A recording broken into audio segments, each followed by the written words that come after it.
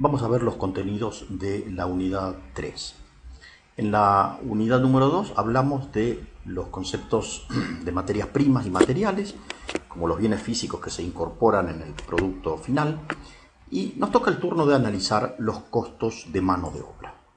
Esta unidad tiene una gran cantidad de conceptos de índole legal, por lo cual es importante que profundicemos en cada uno de estos elementos, porque obviamente el empleo de mano de obra está regido por un conjunto de disposiciones legales, ¿sí? Ok, veamos conceptos. ¿Qué es mano de obra? Mano de obra es el valor del trabajo realizado por las personas que trabajan para una organización. Aquí la presentación habla de personal operario. A ver, me gustaría hacer algunas clasificaciones. El personal puede ser mensualizado o puede ser operario. ¿Cuál es la diferencia? Básicamente, los sistemas de retribución. O sea, el personal mensualizado es aquel que trabaja por un sueldo fijo mensual. En cambio, el personal operario va construyendo su remuneración a partir de las horas de trabajo. O sea, su salario es horario. En el caso del mensualizado es un monto fijo.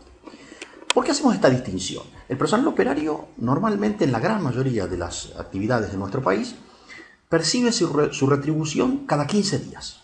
Hay una liquidación quincenal. En cambio, el personal mensualizado es una vez por mes. Ahí hay una diferencia.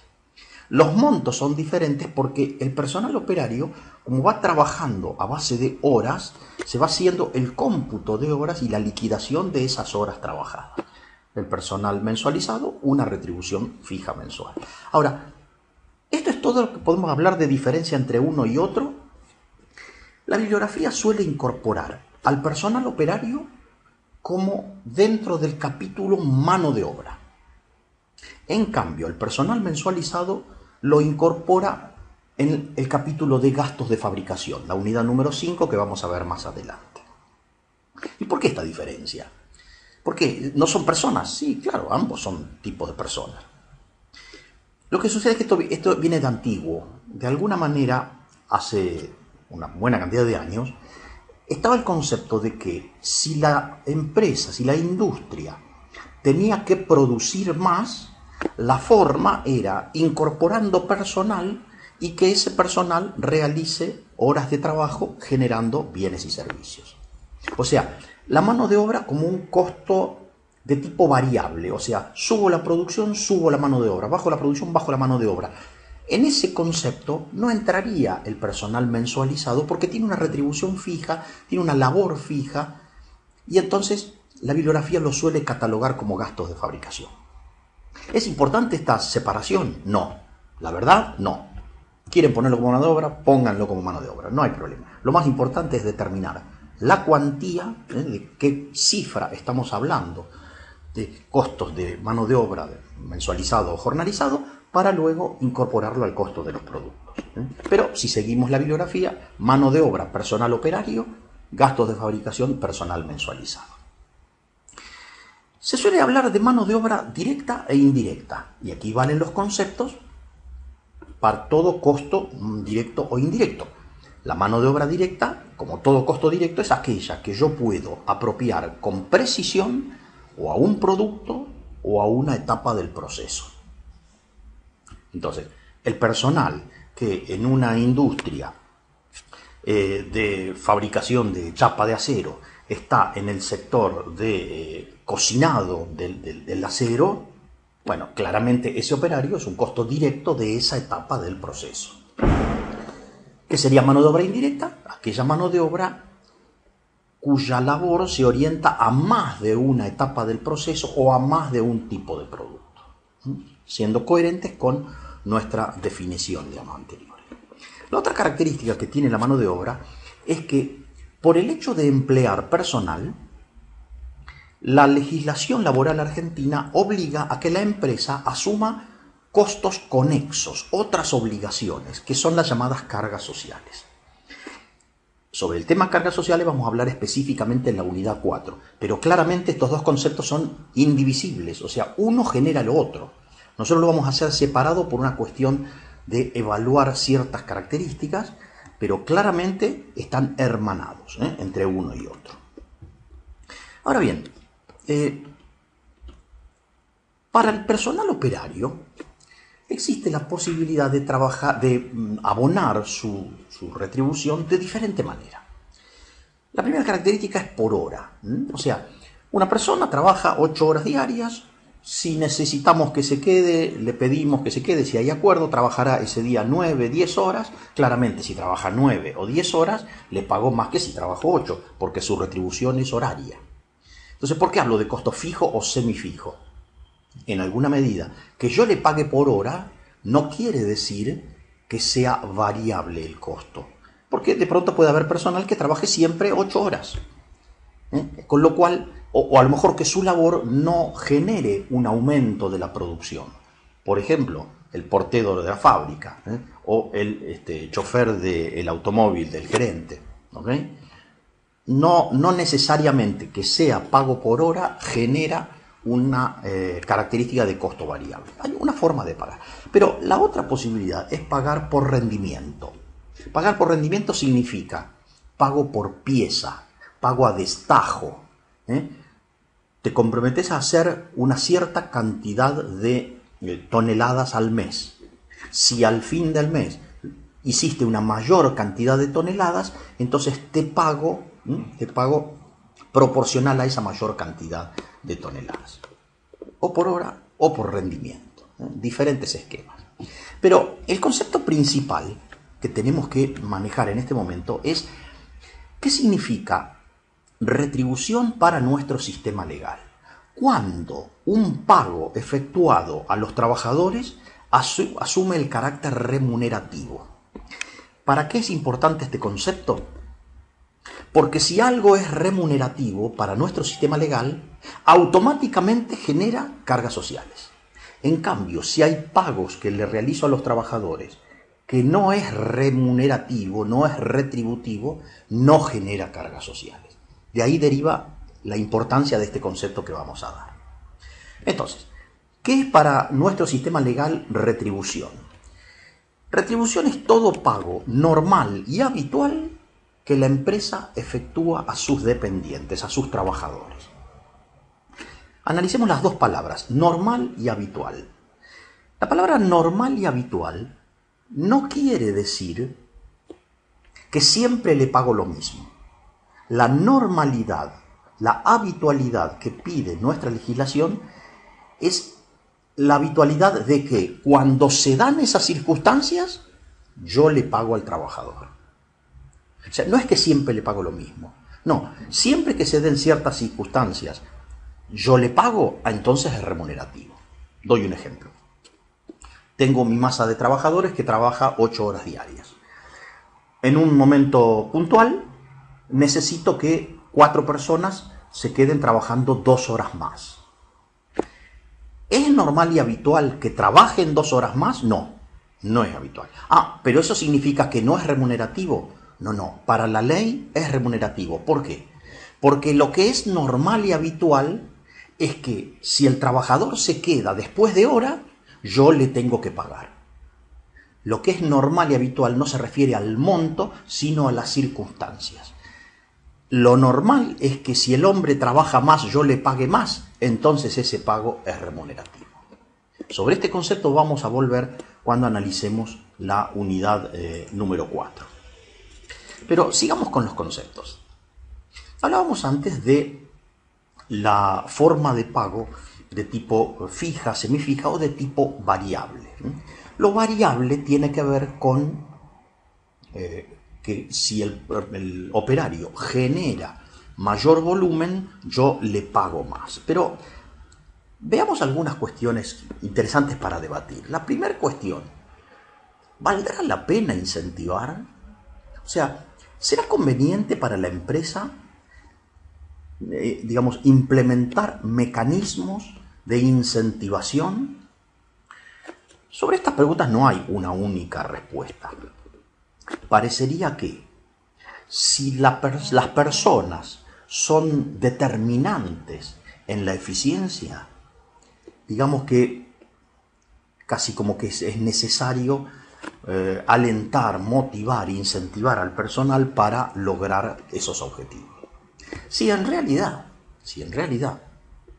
no, la influencia de las personas no es la determinante de la eficiencia, por lo menos sería interesante analizar hasta qué punto valdrá la pena incentivar. En nuestro sistema legal existen... vuelvo un poquito para atrás.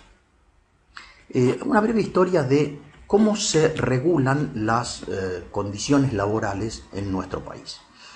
En nuestro país tenemos empresas que trabajan, trabajadores que trabajan en esas empresas. ¿Cómo se fija el salario entre la empresa y sus trabajadores? Por supuesto, la empresa tiene la libertad de pagar salarios, digamos, acordados con sus trabajadores. Pero, en nuestro país existe el régimen de los llamados convenios colectivos de trabajo. Los convenios colectivos son, es una circunstancia, se reúnen los representantes de las empresas del sector y los representantes de los trabajadores del sector, los sindicatos, y acuerdan condiciones de trabajo, acuerdan escalas de remuneración, acuerdan sistemas de retribución. O sea, no es la persona y la empresa, sino el conjunto de las empresas del sector, de los plásticos, de los metalúrgicos, de los camioneros, de los transportistas, y los sindicatos que representan a los trabajadores de esos sectores. Y ahí acuerdan salarios mínimos, o sea, la empresa puede pagar por encima, nunca por debajo. Nunca por debajo. En esos convenios colectivos de trabajo suelen incorporarse incentivos. Incentivo por no faltar, es el incentivo al presentismo. Incentivo a la eficiencia, incentivos a la productividad, o sea, a mayor volumen generado, mayor paga. O podría haber también incentivos a la calidad. Algunas cuestiones. Premio por presentismo. No entiendo. O sea, estamos hablando de que pago para que vengan a trabajar. Ese es el sentido. Está desnaturalizado, porque, si la obligación del trabajador es venir a trabajar. Sin embargo, la gran mayoría de los convenios colectivos prevé un pago por presentismo. La persona no falta o no llega tarde en una quincena y se hace acreedor a un cierto monto. Los premios por productividad. Insisto, es particularmente importante en aquellas empresas en donde es decisiva la participación del operario.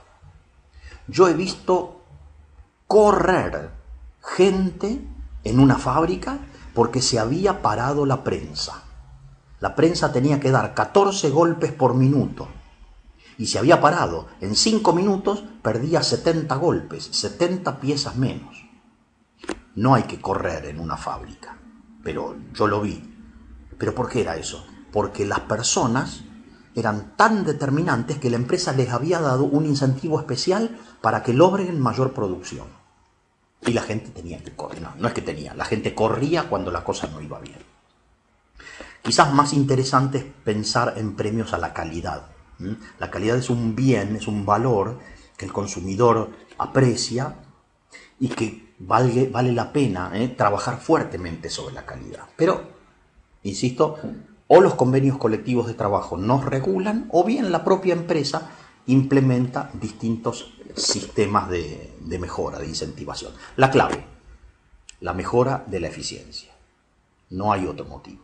Porque como venimos hablando anteriormente, la llave para bajar los costos es trabajar fuertemente sobre la eficiencia. Pero avancemos un poco más en lo que tiene que ver con nuestro sistema legal. Nosotros decimos que los operarios construyen su rentabilidad, su salario, su ingreso, a partir de trabajar horas. Trabajar horas. ¿Cuánto trabaja un operario? Hablando en promedio, en un mes normal, 21 días de trabajo, más o menos, 21 días de trabajo. 9 horas, 8 horas y media por día, estamos hablando de unos 180 horas mes, más o menos. Ahora, ¿todo se paga por hora? No. Hay ciertas horas que se pagan de manera diferente. Aquí tenemos alguna clasificación de horas. Voy a emplear alguna denominación de las que se utilizan en la bibliografía o en la jerga, y hay algunas expresiones que no me gustan mucho, pero vamos a pensarlo. ¿Qué son las horas normales? Las horas normales son aquellas que no tienen un condimento extra, por lo cual genera que yo le pague un valor diferente. Supongamos que yo pago, digamos, 10 pesos la hora. 10 pesos la hora es el salario. Si la persona trabaja en forma nocturna, la ley habla de hora nocturna es de 21 a 6 de la mañana. De 21 a 6 de la mañana. En ese caso, si la persona trabaja de 21 a 6, la legislación dice que la empresa debería o bien darle 8 minutos de descanso por cada hora, o bien pagarle esos 8 minutos. O sea, en lugar de una hora de 60 minutos, pagarle 68. Eso significa un 13,33% de incremento. O sea, que si el valor horario era de 10 pesos, la hora normal, lo que también se suele llamar salario base o jornal básico, si es de 10 pesos, la hora nocturna no la pago a 10 pesos. La pago a 10 más el 13,33% de 10. ¿Qué son las horas extras al 50%? Las horas extras al 50% son aquellas horas que exceden en la semana la jornada de trabajo. Entonces, veamos el concepto de jornada de trabajo. La ley dice, y no está a mi juicio adecuadamente expuesto, dice que la duración de la jornada laboral será de 8 horas diarias o 48 semanales. Ese o me complica. Porque, ¿qué sucede si el trabajador? Hay días que trabaja más de 8, pero en el acumulado de la semana trabaja menos de 48. En general, en la práctica, las empresas no siguen absolutamente el mismo comportamiento, pero hay un cierto consenso de que fundamentalmente hay una jornada semanal que cubrir, las 48 horas semanales.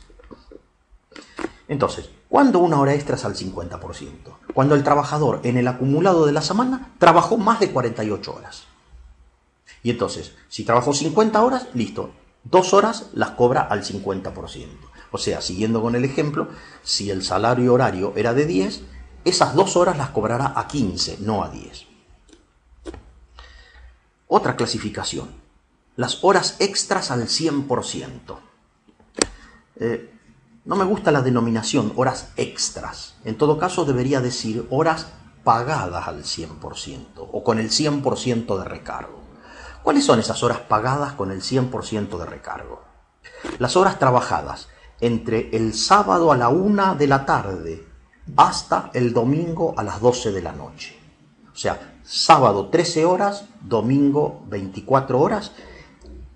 La persona que se quede a trabajar en fin de semana, pero desde el sábado a las 13, si el salario es de 10, cada una de esas horas las cobrará a 20, un recargo del 100%. Algo similar pasa con las horas trabajadas en feriados. Y recuerden ustedes la cantidad de feriados que tenemos en nuestro país. Cuando un trabajador viene a trabajar en feriado, hay que pagarle el doble. O sea, también al 100%. Si el salario era de 10, lo cobrará por 20. Entonces, horas trabajadas de noche, horas trabajadas en exceso de la jornada semanal, horas trabajadas en fin de semana desde el sábado a las 13, horas trabajadas en feriados. ¿Cuáles son las horas normales? Las que no reúnen ninguno de esos otros requisitos.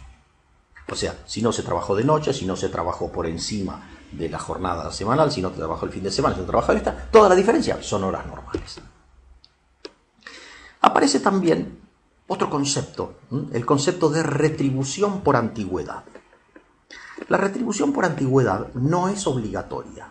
La ley no habla de que hay que pagarle más a la persona que tiene más antigüedad en la empresa. Lo que sucede es que muchos convenios colectivos de trabajo incorporan la retribución por antigüedad. 0,5% por año, 1% por año. Supongamos que este trabajador que nosotros decimos que cobra 10 pesos la hora, si el convenio prevé que hay que pagarle un 1% por año, significa que si ese trabajador tiene 10 años de antigüedad, va a cobrar un 10% más, o sea, 11 pesos la hora y no los 10. Pero eso solo si lo dice el convenio, no es obligación legal. No es obligación legal. Y finalmente aparece otro concepto que es el denominado valor horario promedio.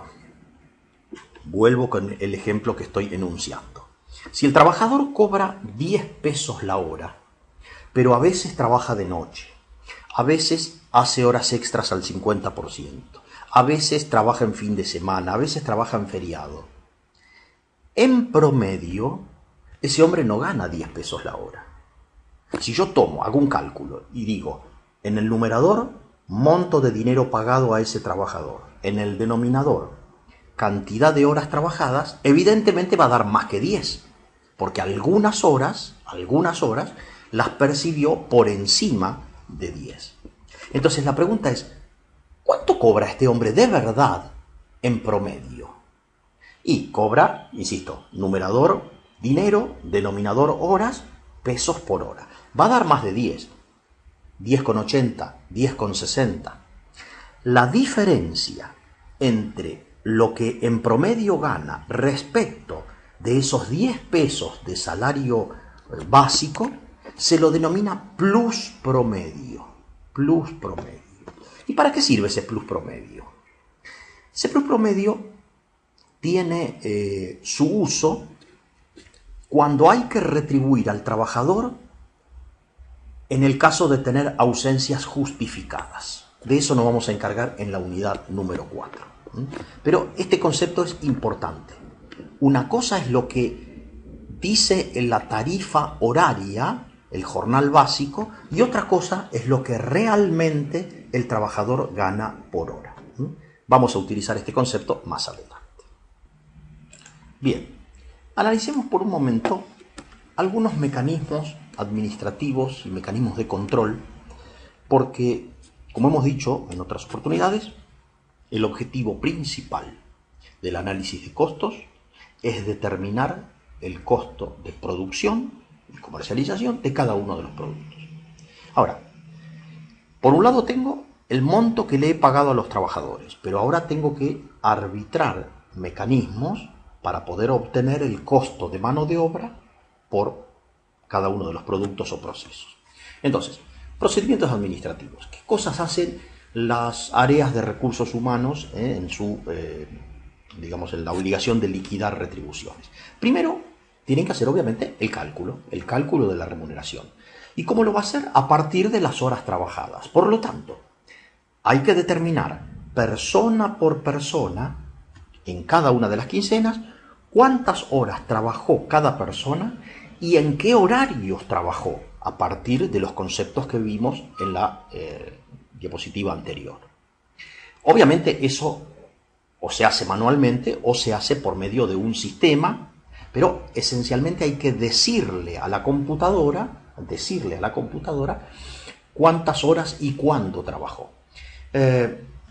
Hasta hace 20, 30 años yo he visto liquidar a mano, en donde la persona entraba en la fábrica, marcaba con una tarjeta reloj, esa tarjeta iba al sector de recursos humanos que hacía el cálculo uno por uno. Hoy por hoy la cosa está más evolucionada, en muchas industrias hay un reloj que es digital, normalmente no es una tarjeta mecánica. Al trabajador le dan una tarjeta tipo tarjeta de crédito, pasa por un sensor. En ese momento el mecanismo lee quién es la persona, a qué hora ingresó a trabajar, luego el trabajador vuelve a marcar cuándo sale y entonces lo que hace el sistema captura esos dos datos y a partir de allí es el cálculo de cuántas horas trabajó y de cuánto corresponde pagarle. El paso siguiente va a ser el pago y la cuarta característica de el cuarto elemento de estos procedimientos es la contabilización. Y aquí me detengo un momento porque si no implementamos mecanismos racionales como el que voy a describir ahora, realmente es muy complicado poder saber cuánto es el costo de mano de obra. A ver, decíamos antes que si la persona podría ser mano de obra directa o indirecta, depende de dónde trabaje. Si una persona trabaja siempre en el mismo sector, no hay mucha duda. El costo de esa persona se imputa a ese sector. Ahí está claro. Pero ¿qué sucede cuando tengo lo que se llaman operarios multifuncionales o polivalentes? Operarios que van de un sector al otro. De pronto necesitamos que esté en ese sector, de pronto necesitamos que esté en este otro, que se suba a la camioneta que vaya a repartir, que esté en el estibado de ciertos productos, que esté en control de calidad, que esté, en fin, en distintos lugares. Si yo tengo personas que trabajan en más de un sector, la empresa tendrá que incorporar mecanismos de identificación día por día donde trabajó. Y a eso se lo denomina parte de mano de obra. ¿Quién hace un parte de mano de obra? Esencialmente lo puede hacer el operario entregándolo a su supervisor, a su jefe, o a lo mejor lo realiza directamente el propio jefe. Sin un dato de ese tipo, no se puede saber bien cuánto es el costo de mano de obra por sección. No es posible. O sea, siempre se puede aplicar alguna suerte de estimación, pero la experiencia me dice que con un pequeño trabajo administrativo es posible tener una calidad de la información mucho más sólida, más coherente, a partir de la información que se pueda volcar en estos partes de producción. En definitiva, ¿cuál es el objetivo de esto? Imaginen ustedes que tenemos una empresa de 100 trabajadores, 100 operarios que realizan funciones en distintos lugares. Si tengo 100 operarios, es porque la empresa tiene un cierto tamaño. Probablemente la operatoria de la empresa tenga unas ciertas características del tipo de trabajar en distintas etapas de la producción. Entonces, el objetivo para analizar el costo de la mano de obra es determinar no solamente que tengo 100 operarios, sino cuántas horas de trabajo se realizó en cada mes en cada uno de esos sectores. Y para eso hay que trabajar, no hay otra. No conozco otra manera de tener información buena de costos si no nos arremangamos y salimos a buscar el dato. No hay manera, hay que trabajar. Pero una vez determinado el costo de cada uno de los sectores, finalmente nuestro objetivo es asignar el costo a los productos, no tanto a los sectores, a los productos. Entonces, el esquema. Primariamente hay que imputar el costo de la mano de obra a los diferentes centros de costos. Al respecto, un tema que todavía no he hablado en los otros videos y lo hacemos ahora. Categoricemos qué significan centros de costos. Centros de costos son sectores dentro de la empresa donde se realizan tareas homogéneas en orden al objetivo final, que es generar bienes y servicios para los clientes. Ahora bien, existen básicamente dos tipos de centros de costos. Los llamados centros de costos productivos y los llamados centros de costos de servicios o de apoyo. ¿Cuáles son los centros productivos? Aquellos centros por donde pasa el producto. El producto es moldeado, generado, elaborado, fabricado en esos centros. Los centros de apoyo son aquellos centros en donde el producto no pasa por allí. El centro de apoyo, la función, la misión de ese centro es darle soporte en distintos ítems, distintos componentes a los centros productivos. Ejemplo de centros de servicio: mantenimiento, vigilancia, transporte interno, contaduría, recursos humanos, almacenes, Todos esos sectores, el producto no pasa por allí, pero esos sectores le dan apoyo, le dan servicio a los sectores por donde sí pasa el producto y que son los encargados de generarlo. Entonces, asignación de costo de mano de obra a los productos. Primero, imputo el costo a cada uno de los centros. Después, el costo de los centros de servicios, que son de apoyo, hay que trasladarlos, sacarlos de los centros de servicios y cargárselos a los centros productivos. ¿De qué manera? Y aquí tenemos que buscar lo que se conoce como bases de distribución. Este concepto lo vamos a trabajar más adelante en la unidad número 5. Digamos que con algún criterio racional yo voy a trasladar el costo de cada uno de los centros de apoyo y se los voy a asignar hacia los centros productivos. Ahora, una vez que tengo los costos de los centros productivos más los costos que me trasladaron los distintos centros de apoyo, ahora el paso siguiente es volcarlos hacia los productos que se elaboraron en cada uno de los centros. ¿Y con qué metodología? Nuevamente, aquí apelamos a las llamadas bases de distribución. O sea, bases de distribución para trasladar centros de apoyo a los centros productivos y bases de distribución para trasladar el conjunto de los costos del centro productivo más los centros de servicio hacia los productos. ¿De qué manera? Racionalmente. Pero sobre eso vamos a trabajar más adelante. Lo que viene a continuación, en la guía de estudio, ustedes tienen una serie de preguntas y en clase vamos a debatirlas para tratar de llegar a conceptos claros en este punto.